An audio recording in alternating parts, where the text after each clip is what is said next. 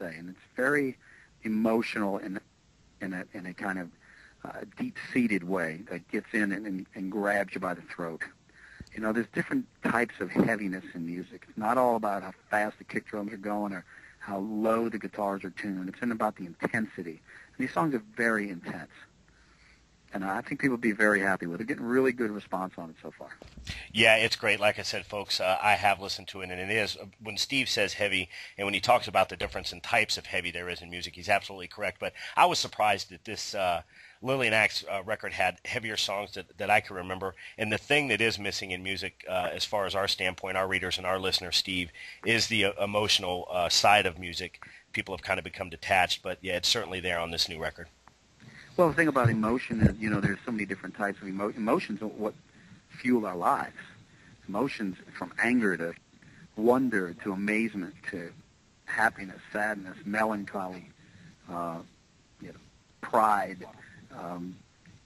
There's so many different types of emotions, and to be able to try to capture those and drill them into people's heads with the medium of music, it's a great thing if you can get it done. And I know I can get it done when I'm listening to it and I'm feeling, these are my lyrics, but I'm feeling these emotions that came from inside of me like that. And I know if I can continue to do that to myself, after listening to the darn songs, 150, 200 times, then I know that it can be done, to the public out there and to the fans. Yeah.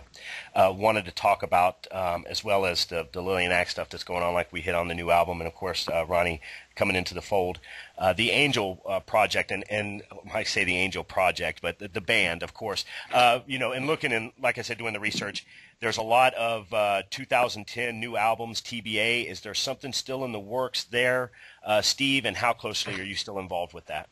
Well, I'm still the guitar player. The problem that we run into is that, it's pretty much Frank and Barry's band, and Frank's doing other things right now, and he's very frustrated with the music industry, and he's kind of put everything on hold for a little while till he figures out what the next step's going to be for Angel.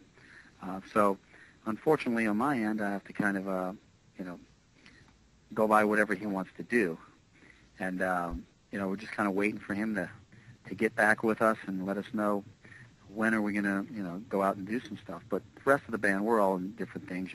Michael T. Ross is playing with Lita Ford, and Randy Gregg's playing with Lauren Harris, and, Frank's got another side project. I'm not sure what Barry's doing. I haven't talked to him in a little while, but, hopefully we can get it back on track and hopefully come out with some new material and hit the road again, because it's a great band. I was a fan when I was a kid, and it was an honor to be asked to play with them, 10 years ago.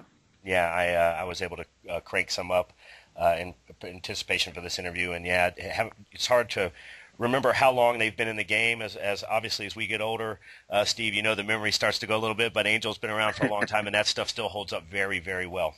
It really does, and I thought about, one of my suggestions was, let's go in and take like 10 or 12 of the old fan favorites and re-record them with the new band, new sounds, and introduce a whole new generation to the band. And then work on a new studio record. Right. So, great idea. I idea. hope they take it seriously. I think it'd be a good idea. Yeah. Want to talk about some things that folks out there might not know, as far as some stuff that hits close to home. You have recently been inducted just this this spring, as a matter of fact, into the Louisiana Musical Hall of Fame, and that includes, this is quite a list when it comes to rock and roll, Fats Domino, Buddy Guy, Jerry Lee Lewis, Little Richard. I mean, you were talking about if there was a Mount Rushmore of rock and roll, you'd see a couple of faces there for sure, Steve. Tell us a little bit about that honor, what that meant to you guys, to be honored like that back home. That's huge, man. I mean, it's one of those things, as musicians that take what we do very seriously.